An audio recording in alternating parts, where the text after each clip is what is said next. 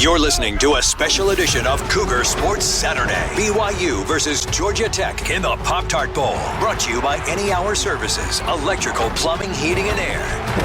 Now, here are your hosts, Mitch Harper and Kyle Ireland.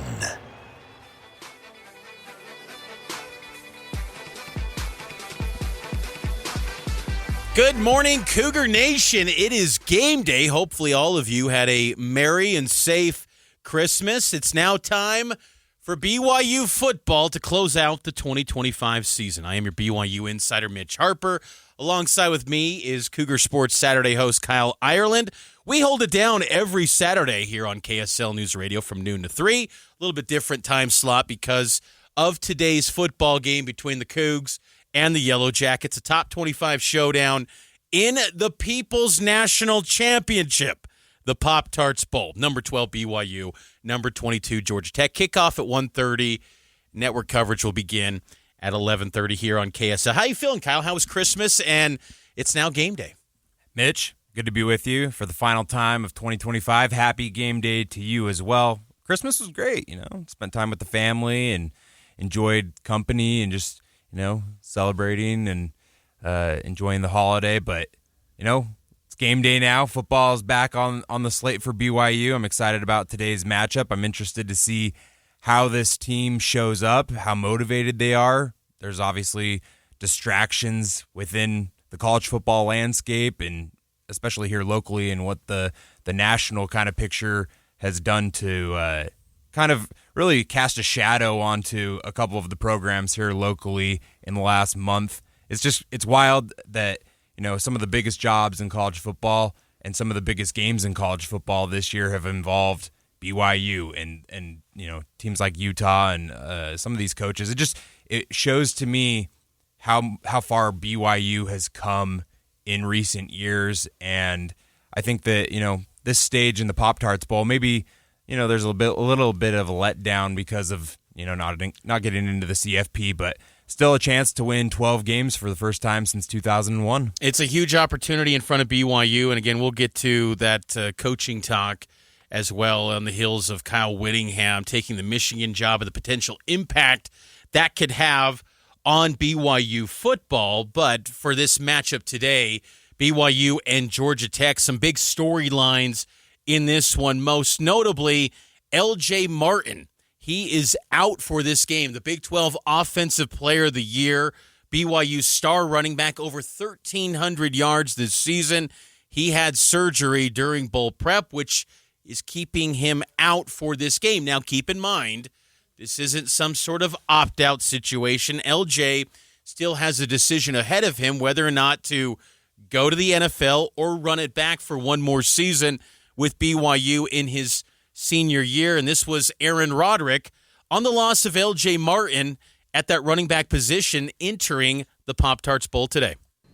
Well, I do have confidence in those guys, but anytime you're missing the Big 12 Player of the Year, that's going to be a big loss. We went into every game this year saying LJ has to carry the ball 20 times and then everything else follows. That's what kind of player he is.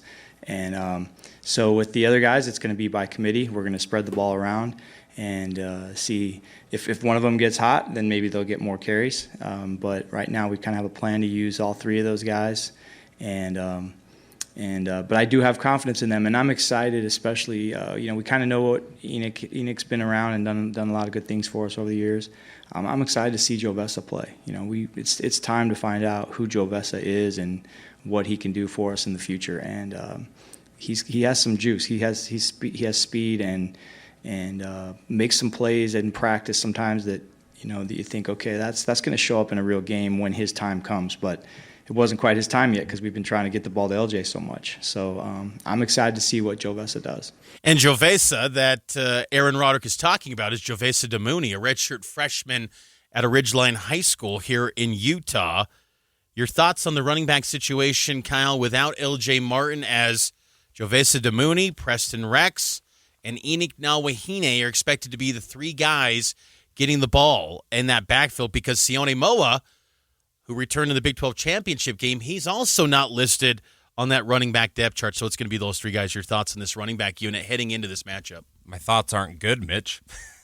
I think BYU is going to struggle today when it comes to running the football. It's going to be on Bear Bachmeier's shoulders because what we've seen so far. I mean, just look at the stats this year from Jovesi's at 63 yards, Enoch Nawahine 50 yards, and Preston Rex 30 yards on the ground. Those guys have not rushed for any touchdowns this year.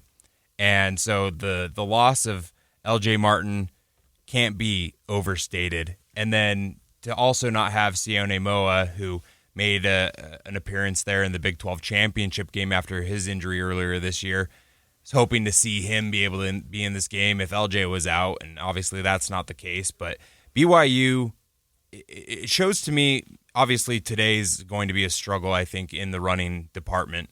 But BYU has to go out and address that position group this offseason. They have to go get a portal running back or two, depending on LJ's decision whether he's going to come back or not. But LJ Martin, Big 12 Offensive Player of the Year for a reason. 1,300 yards on the ground, 12 touchdowns. LJ, as we've said so often this year, Mitch, BYU's success has ridden on how LJ has played and the fact that they've been able to bring along a true freshman quarterback in Bear Bachmeier, and I think you have to, qualify a lot of things with that. The fact that Bear is a true freshman, and they were able to win 11 games with a true freshman. It's because LJ Martin was the bell cow back. He was able to really carry the load throughout this season, and through his first 2 years at BYU was battling injury just like he did this year, but he was able to push through a lot of those injuries, and, obviously didn't have his best game of the season against Texas Tech in the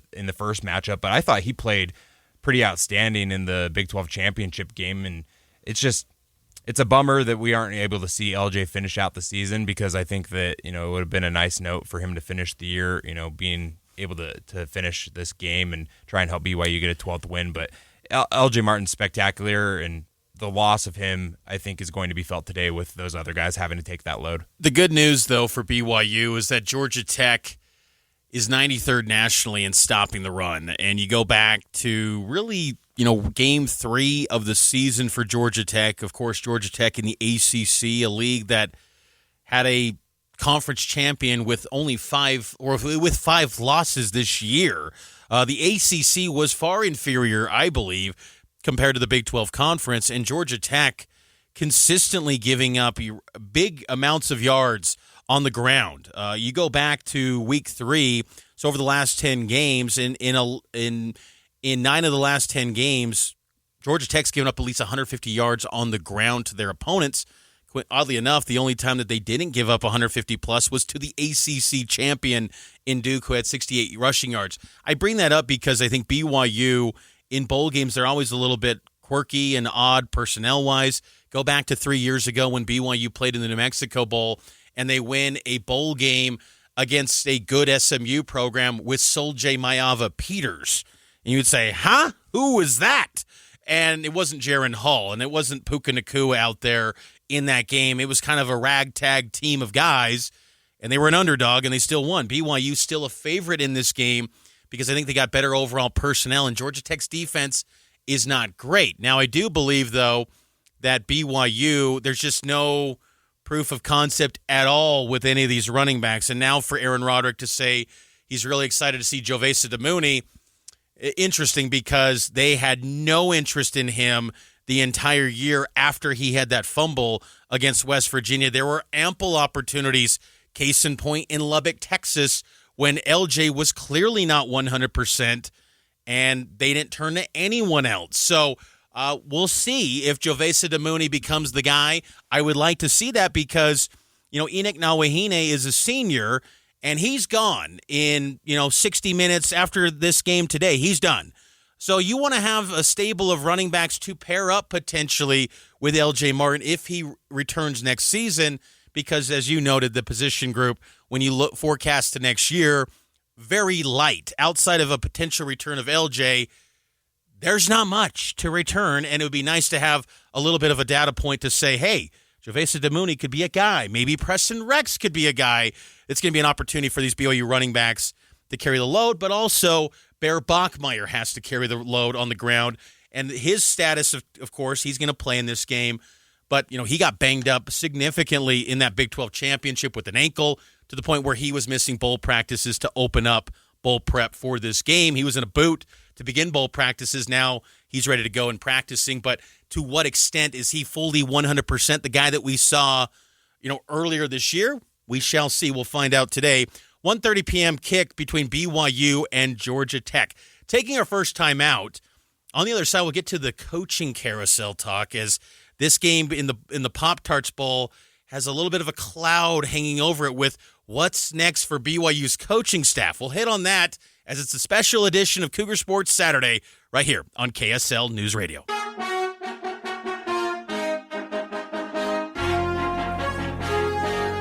Welcome in to Cougar Sports Saturday, live from Broadcast House in Salt Lake City. Kyle Ireland, Mitch Harper. We are watching a little Penn State Clemson right now in the Pinstripe Bowl, as the wannabe Kalani Sitakis are up 3-0 on the Clemson Tigers. Mitch, it is crazy how the last 3 weeks, month of the college landscape has been affected here locally with these national jobs, Big Ten jobs. And obviously yesterday, Michigan announces Kyle Whittingham as the 22nd head coach in program history. And he had already made the announcement that he was no longer going to be Utah's head coach a couple of weeks ago. But now, with Whittingham heading to Ann Arbor, what ramifications do you think that has here locally on Utah and also BYU? Well, I think most importantly with BYU, it all eyes will be on Jay Hill, defensive coordinator for the Cougars. Jay Hill has a strong connection to Kyle Whittingham. When I asked Jay Hill back in October in the prep for the Utah game, I asked Jay Hill about his relationship after crossing rivalry lines to BYU, how that impacted his relationship with Kyle Whittingham, and he said that his relationship is still great with Kyle Whittingham, and that he loves Kyle's family and loves Kyle, and he's like a mentor. And I kind of look at it in a way of, Jay Hill played for Kyle Whittingham. He's worked under Kyle Whittingham. It's kind of a little bit like Kalani and Lavelle. Kalani didn't get to work for Lavelle, but he played for the man and was a great mentor in his life. And you could maybe say that a little bit with Kyle Whittingham. And Kyle Whittingham's history at Utah, the time that he's been the head coach there, the defensive coordinators are few and far between. They are Gary Anderson, Kalani Sitake, Morgan Scalley. And he knows what he wants out of his defense. So now that he's the head man at Michigan, it's hard to imagine him saying, I'm going to retain the guy that's currently the defensive coordinator at Michigan. Okay, coordinator. I mean, Michigan football, but not what Kyle Whittingham does on the defensive side. And Kyle Whittingham is 66 years old, and people looked at that as a knock on his coaching candidacy. Now he gets the Michigan job. He's going to go with what he knows. And Jay Hill knows what he knows and how to run that defense, so it would make a lot of sense. And if, Jay Hill's motivation is to be a head coach one day, the Michigan defensive coordinator route could open up a little bit more doors. It just feels like being the BYU DC, although fantastic position, can open a lot of doors as well, I would like to think, because it's a great gig. There's job security. Kalani fought hard to get his long-term extension and to work in the coordinators being taken care of, the coaching staff being taken care of. There's security at BYU. A little bit more risky at Michigan, because what if it doesn't work with Whittingham, assuming if, Kyle Whittingham does come calling for Jay Hill, because there's been reports that Jay Hill will be a name to watch. But BYU, I like to think, too, is armed and ready to compete and battle to retain a coach like Jay Hill. But, it'd be tough. I mean, that's something to definitely monitor coming out of this bowl game. Yeah, I don't think that BYU is in a position where it's not, they don't have the inability to match something if Jay Hill was to, get an offer from Michigan, in the same way that Kalani was, getting offered from Penn State and BYU being able to pony up for that. I think that it's more a matter of what can Michigan provide, or a school like Michigan that BYU can't. And I think there's a few things. I think it's the respect nationally, because BYU, let's just face it, they don't get respect. They don't get no respect, Mitch. And it's ridiculous, because it's the same thing over and over that we talk about all as the decades go by, and these media members don't want to acknowledge and pay respects. Like I was driving in today, listening to a preview of Texas Tech and Oregon, and I'm hearing the host say, most people probably only watch Texas Tech for about 1 or 2 quarters. Well, that's a you problem. Yeah. You don't know ball. Okay? It's like BYU plays a high level of ball, but continue. It's funny how the respect thing, because they don't have the winged helmet and the maize and blue. Right. That means, they're not respected. Like, line BYU up against Michigan, and let's see how it goes. They play very similar, and BYU, I think, would match up quite well. Well, the crazy thing is let's say Michigan had beat Oklahoma or USC and they ended up being 10-2 this year. They're in the playoff right now as an at-large. And BYU won 11 games, and the only games they lost were to Texas Tech, the number 4 team in the country. That's wild to me that all of a sudden, just because the logo, the brand, you're immediately discounted because you're not the all-time winningest program. Kalani was asked yesterday if he would be able to retain his coaches with the enhanced resources. It was kind of a danced-around question in the press conference, but this was Kalani on possible coaching changes and if his coaching staff will be retained next year. I can't foresee the future and say, I do know that I have coaches on my staff that want to be head coaches, and most of those opportunities, they'll come along. And so I want them to, we can be transparent as much as we can about it, but it's going to be really difficult, as we go through this. I just need to know how to sustain it. And a lot of it is, now that the NCAA is giving us an opportunity to have more than one coach have a position. So I think Brent said it earlier, we don't need, you can have 20 to 30 coaches if you want. And so it's just a balance of how many and then who to replace them with. And so there's a bunch of guys that know what we're doing. And just like they're going through, you have the play calls are already done. You have them established, and these are the calls that you're going to make in a certain situation. And then when you get there, you allow the play caller to have a little bit of instincts to make that call. But as head coaches, we're the ones that override all of it. I can be a jerk about it and say, I'm calling all 3 phases. Leave me alone. I got it. Okay, Kalani, well, you don't have to do that. Okay, just retain the coaching staff. And that's going to be a hot topic coming out of this bowl game today between BYU and Georgia Tech, regardless of the outcome. But I do wonder, this speculation about Jay Hill, does it have the defensive players distracted at all? Are they in a days of butterbeer from Universal Studios? Then on top of this, the coaching rumors around Jay Hill. What does it mean for the rest of the staff? A whole lot of questions. And it is funny, though, how these 2 programs, BYU and Utah, were viewed as not good enough for the playoff this year, yet these Big Ten conference teams can't get enough of potentially rating them. It's funny how that kind of works. Let's take a break. BYU, Georgia Tech pregame here on a special edition of Cougar Sports Saturday. Mitch Harper, Kyle Ireland getting you ready for kickoff on a game day between the Cougs and the Yellow Jackets. It's the People's National Champion. You're listening to a special edition of Cougar Sports Saturday. BYU versus Georgia Tech in the Pop-Tart Bowl. Brought to you by Any Hour Services, electrical, plumbing, heating, and air. Now, here are your hosts, Mitch Harper and Kyle Ireland. Happy game day, Cougar Nation. BYU football takes on the Georgia Tech Yellow Jackets in the Pop-Tarts Bowl. You a big fan of Pop-Tarts, Kyle? I love Pop-Tarts. Favorite flavor? It's either raspberry, if I'm going fruit kind of flavor, or brown sugar and cinnamon. Those are my go-tos. Yeah, raspberry's good. I saw in a store today, they actually had Pop-Tarts Bowl of branded Pop-Tarts in the stores. I saw at the local grocery store. Like a local collectible. I clearly scooped up a box, and it had on the print of the toaster and the Pop-Tart. And I bring all this up because whoever wins this game today in what is deemed the People's National Championship, the Pop-Tarts Bowl, an edible mascot is on the line. And a toaster trophy, which malfunctioned yesterday in the press conference between head coach Kalani Sitake and Brent Key. Still, you need that trophy. Kalani wants a toaster in his office, he said. What better way to get a toaster than to get a trophy from the Pop-Tarts Bowl and take down Georgia Tech? And on top of all that, go viral and eat an edible mascot. I was looking at this. The Pop-Tarts Bowl today is going to have 6 flavored mascots. 2 years ago, there was only one, and that went really off the charts viral. It kind of hit the mainstream of society. Like, we got to think about it. Sports are very niche. Like, they're very niche. You start to realize, like, oh, wow, people do kind of function in life when there's a football game going on. Like, we think the world shuts down. No, people are still running errands. People are still doing their thing.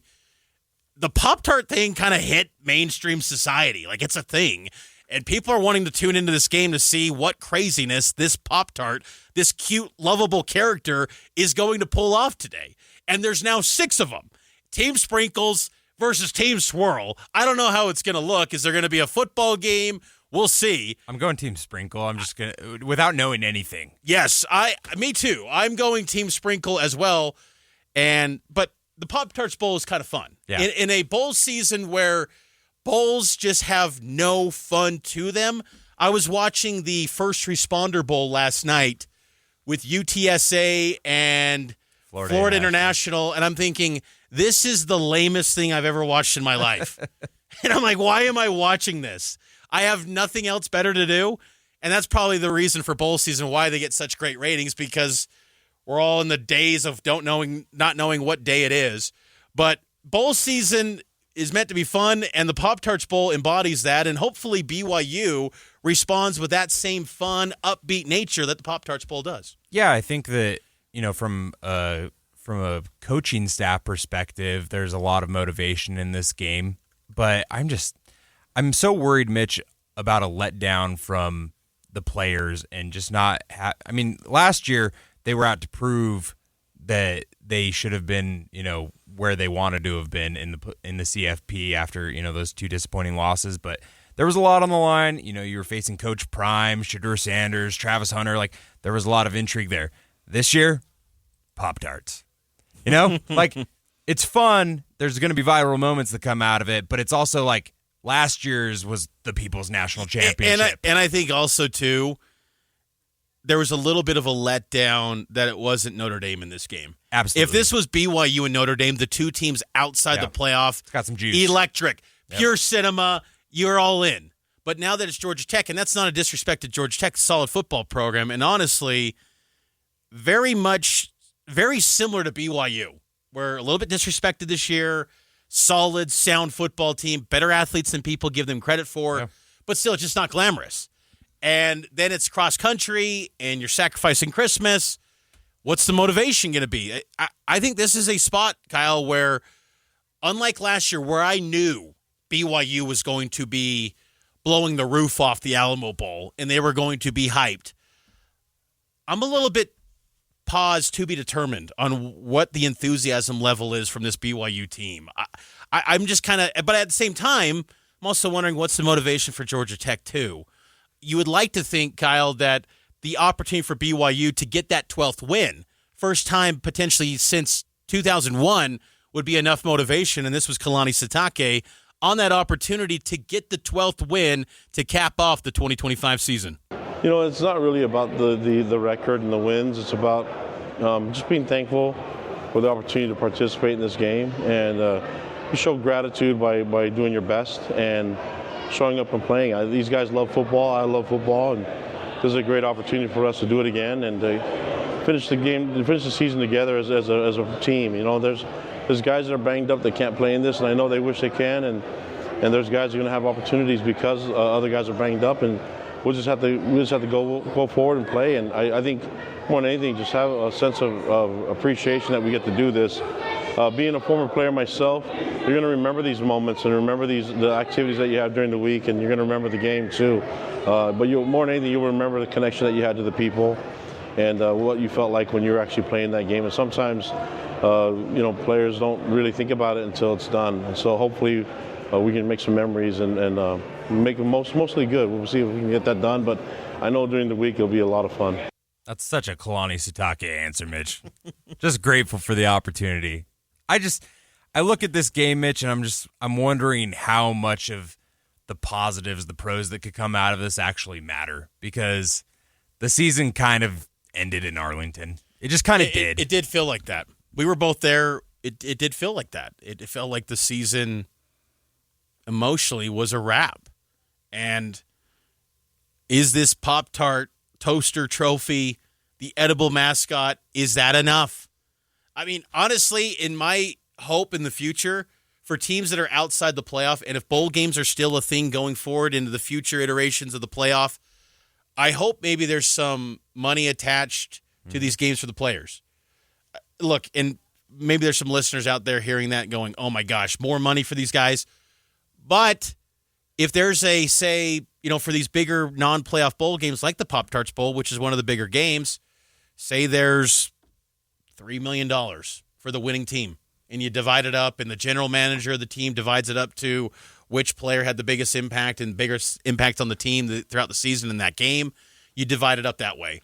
And I look, whether you're hyped for this game or not, or you're looking at the portal, you'd like an extra payday. We'd all like some extra cash. I think that's the path to maybe getting some of these players locked into the game. BYU is better than most programs. You see some of these teams where they're losing 20, 30 guys before they line it up in a bowl game, and you go, what are we doing here? Why is this team playing a bowl game when they have, 1/3 of their roster gone? Oh, yeah. I mean, how many teams opted out of bowl games this year?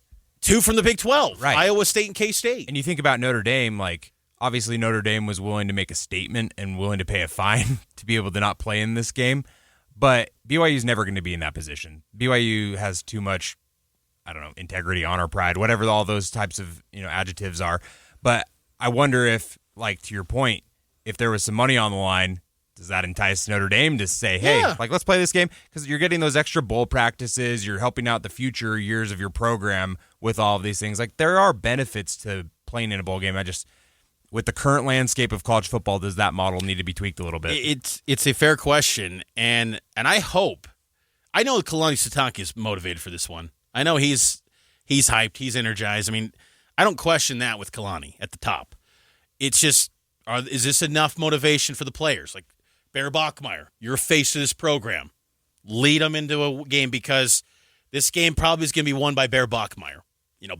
With no LJ Martin, Bear's got to be awesome. And against Texas Tech, when he got hobbled early in the first quarter, he couldn't throw the ball more than 7 yards downfield, it looked like. I mean, they could not go down the field at all. How healthy is that ankle today? He's been practicing, and he said, when he was back in Provo, he was working towards getting the 90, 100%, whatever that means. I don't even, what does that mean? I don't know.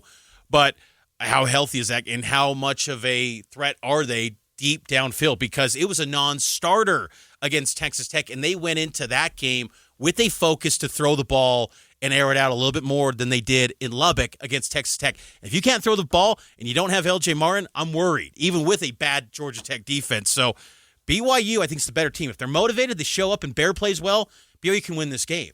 But the fun trips in Orlando with Disney World and Universal, that can just kind of make you go, get you a little bit kicking back feet. Vacation, not a business. A little bit less focused, and it can be easy to point to that. So let's talk more about this game and the players that are in and out for this contest as the Cougs get ready for the Georgia Tech Yellow Jackets. KSL News Time, 10:45. We're live. Mitch Harper, Kyle Ireland with you on a special edition of Cougar Sports Saturday on a game day here on the Legacy home of the Cougars, KSL News Radio.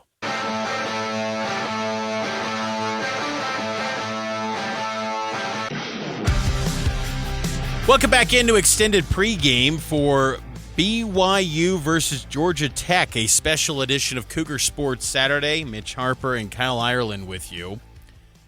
BYU football is probably going to be playing with a heavy heart today after the Church of Jesus Christ of Latter-day Saints announced today that President Jeffrey R. Holland, president of the Quorum of the 12 Apostles of the Church, passed away today at 3:15 a.m. from complications associated with kidney disease.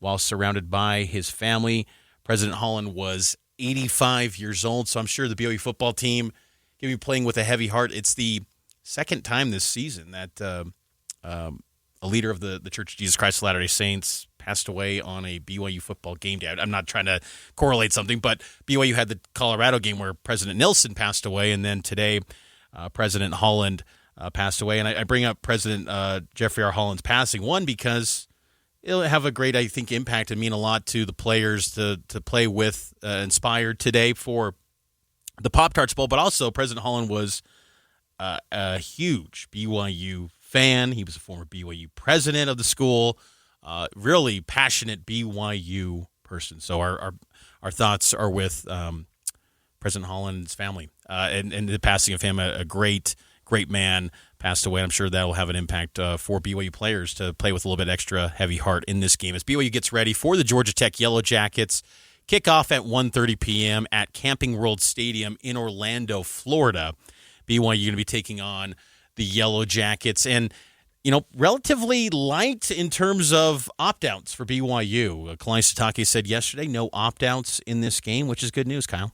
Yeah, I mean, LJ is the big one that's going to be missing today as far as just not being able to play due to his injury. But it's nice to see that these guys are willing to play another game, and I think that it does go into the culture that Kalani has built, and the fact that he said these guys love football, these guys want another opportunity to play football, and so as much as I'm questioning maybe some motivation and what they're actually out there playing for today, the fact that these guys are all playing does speak to that. And so it's more just like an internal battle in my mind as opposed to what's actually taking place. And so that's nice to see guys locked in, being there in Orlando, not, in sweatpants on the sideline and, trying to plan out their futures. They're here to play another football game. And BYU, leading up to the bowl, only had 3 players declare their intentions to enter the portal, but none of those 3 guys were playing at all. Yeah. There's been very light movement between both teams in regards to portal activity. Georgia Tech had their backup quarterback announced that he's going to the portal, but Haynes King, their star quarterback, he's ready to roll for his final collegiate game, and he is a special player. He finished 10th in Heisman Trophy voting. Haynes King did, and he was the ACC Offensive Player of the Year for BYU too. You could have pointed to, does Isaiah Glasker opt out? Does Chase Roberts opt out? Does Keanu Tanavasa opt out? Maybe Isaiah Jada even, who could potentially be an undrafted free agent or a late round NFL draft pick. All those guys on the depth chart expected to go, which is a promising deal for BYU. So personnel-wise, the best versions of BYU for the most part, except for LJ Martin and to a lesser extent Sione Moa, backup running back, which mentally I've been in a place where I've lived in a space where Sione's been gone the whole year. Like we didn't know if he was coming back, and so it was nice to see him in the Big 12 championship game. It was a nice surprise, but there was nothing added extra where you're like, oh my gosh, what now happens with BYU's running back situation without Sione Moa? Well, BYU's lived in that space since September, so business as usual on that front for BYU. So by most accounts, BYU good to go on the personnel front. Yeah, I think the interesting thing here for BYU is their ability to lock into stopping Haynes King, because I think that you mentioned 10th in Heisman voting. His numbers are actually pretty comparable to Bear Bachmeier's. He's run the ball a little bit more. Very similar. As far as yardage is concerned, but touchdowns pretty similar, completion rate pretty similar, passing yards pretty similar, and Bear's a true freshman. And you're talking about a guy, Haynes King, who's played a lot of college football. And then you go, why wasn't Bear considered for the Heisman? Yeah. I mean, I know that sounds crazy, freshman, but he had a team knocking on the door of the playoff. Like, why not? Well, I mean, especially because Georgia Tech, they, due to some tiebreakers, weren't even in the ACC championship game. And yet he's 10th in the Heisman voting, and they have 3 losses, 22nd team in the country. I like that you bring up Haynes King and how stylistically a little bit similar to Bear Bachmeier. Of note with Georgia Tech, they do have a coaching change at their offensive coordinator spot. Buster Faulkner, he took the Florida offensive coordinator spot. So now Chris Winkie, if you remember that name back in the day, speaking of Heisman, he was the Heisman Trophy winner at Florida State. BYU played Chris Winkie when he was a quarterback in Florida. It was in Jacksonville at the Pigskin Classic, excuse me. Chris Winkie now going to be calling the plays for the offense. I would assume that run-heavy attack with Haynes King would be similar, but I'd wonder if that'll feel a little different to Haynes King when he hears a different voice in the headset, in the helmet, talking to him compared to the OC and Buster Faulkner, that they sound like it was pretty aligned this entire year with the way that they worked off of each other. That's a different wrinkle for Georgia Tech, kind of working in a new play caller for this game. Will he be the long-term play caller for the Yellow Jackets? That's to be determined. But Chris Winkie, an old school name that we saw back in the day with BYU and Florida State in 2000, he's going to be calling the plays offensively for the Yellow Jackets today. Yeah, no, that's a great point because, having a new OC is a big deal.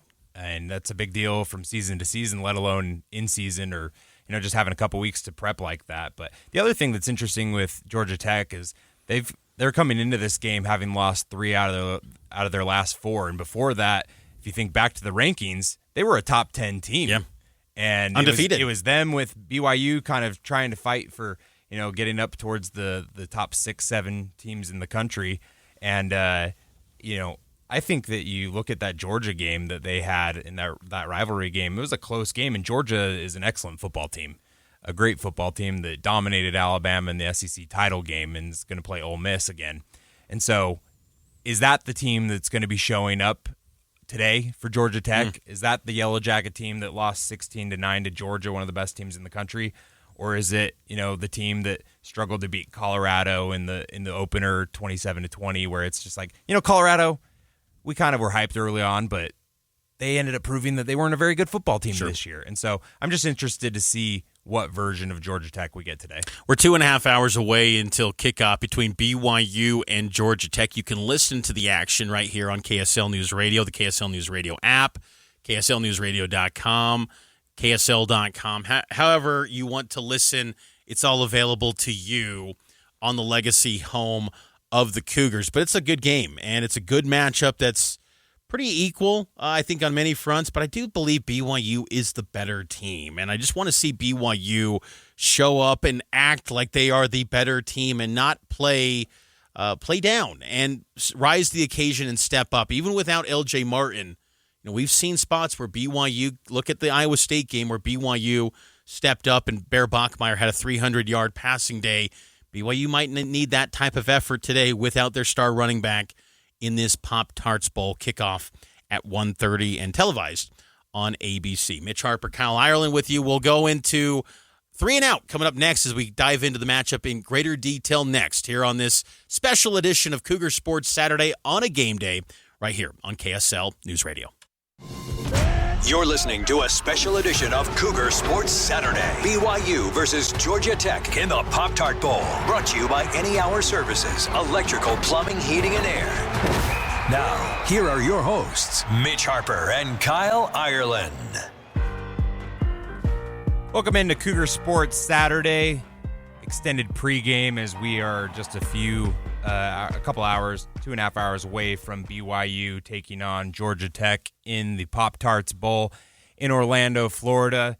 Right now we've got a couple of other bowl games going on. Pitt is taking on East Carolina, a former BYU opponent earlier this year when BYU was in non-conference, and East Carolina just took a 10-7 lead over ACC Pitt, and Penn State is up 3-0 over Clemson in the Pinstripe Bowl, Mitch. But today, you've got another matchup with an ACC team between BYU and Georgia Tech of the ACC. What does this win do for BYU? What are the pros that can come out of this for BYU, in your opinion? Well, it gives you a 12th win, and I do believe it can give you a little bit of momentum going into the offseason. A lot could change if there's a coaching staff move where if Jay Hill went to Michigan, maybe that I don't want to say derails, but maybe hurts a little bit of the momentum. But, if you just look on the surface and see 12 wins, and then you look at the resume of BYU football since 2024, where you've got 23 wins in 2 years, and you're in a power league like the Big 12, there's got to be some respect given to BYU. And maybe you got to take BYU a little bit more seriously if you're a national media member that, is trying to forecast teams next season. And, with Bear Bachmeier being the face of it all, that's pretty exciting for BYU. So I think from that standpoint, it's a big deal. It's always mixed feelings with bowl games because there are cases to me where I say, you know what, maybe Notre Dame was smart. Maybe it was just smart to just get ahead of it, go attack the portal, and be ready. But at the same time, like Kalani has talked about, getting a chance to have another opportunity to play the game. You think about all the hours, the time invested into only 12 guaranteed opportunities for a season. BYU's been fortunate to have 13 opportunities. They're going for their 14th today. Like, why not? This football season, I know it's just kind of the games take place from August to now, but the work for this team started in early January of 2025. It is a 12-month deal. BYU football, after they end this game today, they'll have about 2 weeks off, and then it's winter conditioning, and 2026 is off and running. And then after the portal closes, it is pretty much locking in and getting ready for 26 and opening up that season against Utah Tech, which will include games against Notre Dame and Colorado State on the road and all the Big 12. So it's, enjoy these moments and make the most of the opportunity and take advantage of the chance. So hopefully BYU goes in with that mindset and just takes advantage of this chance to go get another win and get that 12th victory. Let's dive into the matchup in greater detail with 3 and Out, where we give you some stats, some players to watch, and some bold predictions in this game. And like any drive, we're going to start with first down, which will focus on stats to watch. And what stat are you watching in this game, Kyle? Yeah, Mitch, my stat for today is 7. Georgia Tech has only forced 7 turnovers this season, 3 interceptions, which is crazy to me. Only 3 picks this year, and then 4 fumble recoveries. They forced 8, but only have recovered 4 fumbles this year. The reason why I bring that up is Bear Bachmeier's only thrown 6 interceptions this year. And obviously the worst games of the year have been against Texas Tech in those 2 games that they faced the Red Raiders. So without LJ Martin, Bear Bachmeier is going to have to win this game, like you said earlier, and I think that he's going to have to play clean football. Obviously, we don't know what the full status of his ankle injury is, but assuming that Bear is close to 90, 100%, he's also got to be able to run the ball when he needs to be able to run the ball. He's also got to make good decisions and not turn the ball over in order for BYU to have success, because if BYU starts, putting the ball on the ground, if Bear's throwing a couple of interceptions, that's going to turn the tide of this game more than anything else. When BYU plays clean football, when they're turnover free, BYU has a good chance to win a football game. It kind of brings me to my stat. It's the number 2. That's the amount of rushing yards by Bear Bachmeier the past 2 games. Against UCF in the regular season finale, he had 4 rushing yards. Against Texas Tech, -2. So only 2 rushing yards for Bear Bachmeier the last 2 games. Part of me wonders, Kyle, and I'm thinking, and again, I know you want to win the game, and I just had that long rant about wanting to win the game, and you got to get this win. You want to win any game that you play. Same time, I want Bear to be healthy in 2026, and I wonder if they tried to avoid the opportunities of him getting hit and not taking off as much, and it turned to some other players to run the football, because win or lose, you need Bear Bachmeier healthy. You do not want to deal with an offseason where this guy is dealing with some extra injury. Like, everyone's going to be banged and bruised at the end of a season, and there's going to be needed some recovery for Bear before spring ball starts up, which will be around 2 months from now. And so you need him healthy, and you need a full offseason where that guy can operate and develop chemistry with his new set of receivers in 2026. So, and I look at that the last 2 games, maybe it's a trend. And it tells us a little bit about where they're thinking of how to utilize him in this game. Pass-heavy attack, so that's my number, the number 2 rushing yards for Bear Bachmeier in the last 2 games. Second down, players to watch. I'll start it off here. I'm going to go Parker Kingston, and he's a guy that you can factor into that rushing attack. Jet sweeps. Aaron Roderick loves to dial up a jet sweep every now and then. That is bread and butter, BYU football, and Parker Kingston seems like the perfect guy. And dare I say, he's BYU's wide receiver 1. The stats bear it out. He's the leading receiver for the Cougars this season. Parker Kingston has been really good for the Cougars as of late. Also, Jack Kelly on the defensive side. He's getting ready for his final game. First BYU player since Bronson Kafusi in 2015 to record 10 sacks in a season. Outstanding BYU career, only 2 years with Jack Kelly, but such an impact for this BYU program. And on the Georgia Tech side of things, Jamal Haynes, running back. There were thoughts that maybe he could be an opt-out guy. He's, I think, their best running back. Really good player, so watch for Jamal Haynes for the Yellow Jackets? Who are the players that you're keeping an eye on? Yeah, for Georgia Tech, I'm going to go with their quarterback, Haynes King. We talked about how he finished 10th in the Heisman voting, but in the similar sense that, he plays like Bear Bachmeier, running the football, throwing the football the way that he does. I look at just the fact that he's run the ball for 922 yards this season and 15 touchdowns. If Georgia Tech wins this game, it's because Haynes King was able to run the ball really effectively against a BYU team that I would say that if that defense has a weakness this year, it's been being able to stop the run and being able to do that consistently. And so BYU needing to shut down him and his legs and really just force him to be one-dimensional and have to throw the ball to win.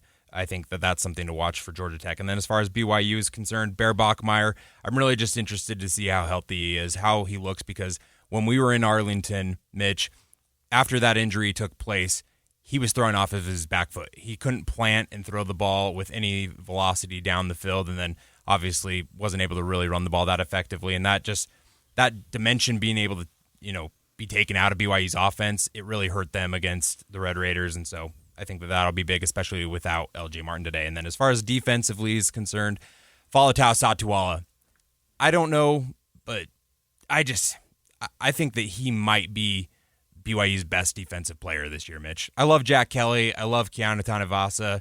I love Isaiah Glasker. They've got some really talented guys. And so that's why I say I don't know if it's exactly the best or if he's exactly the best, but I do believe if he's not the best, he's one of the top 2 or 3 defensive guys on this BYU team.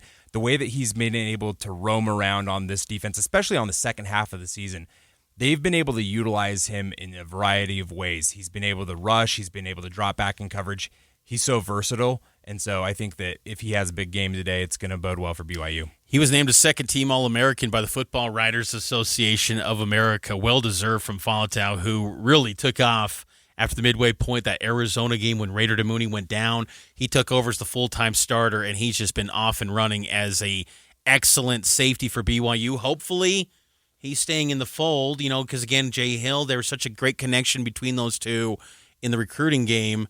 If Jay Hill left potentially to Michigan, again, hopefully everyone can be retained for BYU. Third down, bold predictions. Let's make these quick before we get out. Bold prediction for this one. Bold is that Bear Bachmeier runs for 100-plus yards for the first time this season. He almost did it earlier in conference play, and I think that if BYU wins today, it's because Bear has a good game on the ground. So I'm going to say bold, 100 yards. That is bold. I'm going to go with BYU produces a special teams touchdown, whether it's kickoff return, punt return. Something's going to happen on special teams for BYU, and it's going to make the Pop-Tart mascots lose their mind, and they are going to go crazy. They are going to have some viral moment, and it's going to be off the charts. Great content. Let's take our final break. Score predictions next. We'll read your text, too, with your score predictions as well. Text 57500. It's extended pregame coverage on a special edition of Cougar Sports Saturday right here on KSL News Radio. Special edition of Cougar Sports Saturday. Extended pregame, BYU versus Georgia Tech, KSL News Time, 11:20 a.m. on this December 27th, getting ready for BYU and Georgia Tech, just a little bit over 2 hours away until kickoff between the Cougs and the Yellow Jackets. Kind of a crazy little tidbit, 42nd bowl game all time for BYU, only the second time ever that they are playing an ACC team in the bowl season. Do you know, real quick, Kyle, just putting you on the spot here, any idea the last time they played a ACC team in the bowl season? It's in the 80s. Oh, I was going to say SMU. It was a SMU SMU now an ACC team. It was Virginia in the All-American Bowl back in the 80s. BYU lost that game, but I was kind of surprised by that. I thought there'd probably been another game or two against an ACC. Nope, this is only the second time ever they're playing an ACC team in the bowl season, and the setting will be Camping World Stadium in Orlando, Florida, with wonderful, delicious Pop-Tarts, edible mascots all around them, and the People's National Championship. We asked you on the KSL News Radio app and on social media your score predictions for this game for BYU and Georgia Tech. Some of the texters, 6073 says BYU 31, Georgia Tech 14. I like that. 0212 says BYU 24, Georgia Tech 20. 8790, 42-34, Cougs, of course. So Cougar fans are feeling optimistic. They might even think there's going to be a high-scoring game in this one. How are you feeling about this one, Kyle? High scoring, huh? I don't see that. I don't see really. I don't see a way that this is a super high scoring game, and so I actually think that BYU is going to struggle on the offensive side of things today. I think that BYU is going to have a hard time finding success on the ground, and Georgia Tech's defense is going to be able to kind of make BYU one-dimensional. I really do believe that, and so I think that the defense is going to have to make some plays in order for BYU to win this game, and I do think that Haynes King is going to have his way with running the football and being able to be a dual threat today. And so I'm actually going to, Mitch, all season long we've been aligned in our picks. And so this is going to be where I think we break finally in this game of all games, the 14th game of the season. I'm going to go Georgia Tech 21, BYU 20. Wow. I think a late score from Georgia Tech gives them a win. And I just think that BYU is going to, Will Farron's going to kick a couple of field goals where BYU is not going to be able to finish drives in the red zone, and so that's the difference in this game. Will's a good storyline, too, in this game. He's struggled as of late. Oh, yeah. And if called upon, if it's a situation like that, like you're saying, 21-20, maybe a late game, needing a field goal, hopefully Will can come through. Kelly Papinga told me in bowl practices that they're really confident still in Will. His last opportunity as a BYU Cougar, hopefully if he gets the nod and gets a chance to, kick a important field goal, hopefully he sends it through the uprights, because I think he's been one of the great BYU kickers of all time. And I mean, his one kick, I saw some tweets on X, people saying Merry Christmas courtesy of Will Farron, and it was the field goal from Utah game in 2024. Like, that guy's, because of that one kick, he is a BYU legend, but I want to see him end it on a high note. I'm going to disagree, Kyle. I've been mixed on this game. Like, I'm a little bit torn. I could see a letdown spot. I don't think it's going to be catastrophic letdown like Independence Bowl 4 years ago style. I remember in that game in Shreveport, the whole week I'm just like, they don't got it. They don't got the juice. They are not ready for this game. UAB is chomping at the bit for the Family Feud games. BYU's not hungry at all.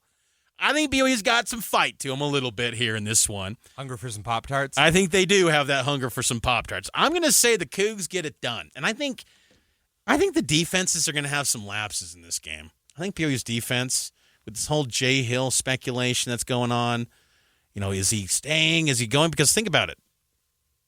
Transfer portal opens up in 6 days. And if you're a guy that's like, I'm just locked in with Jay Hill and BYU and Kalani, and if you're a defensive guy, you might be thinking, do I need to get ready to go? Do I need to hit up my agent and be like, do I need to go? Because that's got to be coming up here soon. Is that a distraction? So I think the defense is going to have some lapses here. But I think BYU finds a way to get it done. I'm going to go with BYU 30, Georgia Tech 27. A little bit of my confidence stems from the fact that BYU manufactured a bowl prep spot with Sol J. Mayava 3 years ago. I'll give Aaron Roderick the benefit of the doubt here and think that maybe Jovesa Damuni gives you something. Maybe Preston Rex catches a pass out of the backfield that pops off a big play and sets up a manageable field situation and swings the field position in your favor. Things like that. I think BYU finds a way, and I think the special teams, as I noted in my previous segment, bold prediction, I've got BYU special teams getting a touchdown. So I think they get to 30. BYU 30, Georgia Tech 27 is my final score prediction. I got the Cougs getting it done, and what should be a thriller late. I would be surprised if any one of these teams maybe blew out the other like BYU did to Colorado. That would surprise me. I don't envision that. Full disclosure, I didn't envision it last year against Colorado. I had BYU winning that game, but I thought it'd be close. I think this one will come down to the wire, though, and I think BYU pulls it off and gets their 12th victory. First time that would happen since 2001, and everyone can go about their day and then start to worry about Jay Hill after the game concludes. But in the moment, I think you'll have a happy Christmas with BYU getting a 30-27 win over Georgia Tech. That's my prediction. I think if this game had been played 3 or 4 weeks ago, BYU wins this game by 2 touchdowns. I just think that I agree with you there. The current situation and how 2 weeks ago, if they had played after Kalani's extension, I would have been like, oh yeah, BYU wins this game. Oh, yeah. Like, everybody's locked in, everybody's fine. But just the way that things play, college football never sleeps, Mitch. Just never sleeps. And so I think that some of the changes and just some of the distractions, I just have a hard time believing that BYU is just going to run away with this game or anything. It wasn't a good sign yesterday when the pep band had to cancel their pep rally because they didn't show due to weather delays. I'm thinking, oh man, this is not a good sign. It's just that one of those weekends where it's just not going to be good for BYU. Again, if they pull this off, it'd be a great win without LJ Martin. Absolutely. And real quick, I wonder, in your prediction, BYU wins this game. Who's the offensive MVP? Who's the defensive MVP? I'm going to go Parker Kingston. I think Parker Kingston is the offensive MVP. I'll say defensive MVP. I'll go with a senior and say Jack Kelly. I like those. I think that'd be outstanding for Jack to go out that way. He's been so good the last 2 years, Mitch. He has, and this BYU team is one of the great BYU teams of all time. That's something to appreciate too. This is your last chance to see an all-time great BYU team. Finish it the right way, get a dub, take down an ACC team that was really good this season. Go finish it the right way. You're one of the great BYU teams of all time. Finish it the way that great BYU teams do and win a bowl game. That's the task in front of Kalani Sitake's squad, and we will toss it over to coverage of BYU and Georgia Tech here on the legacy home of the Cougars, KSL News Radio.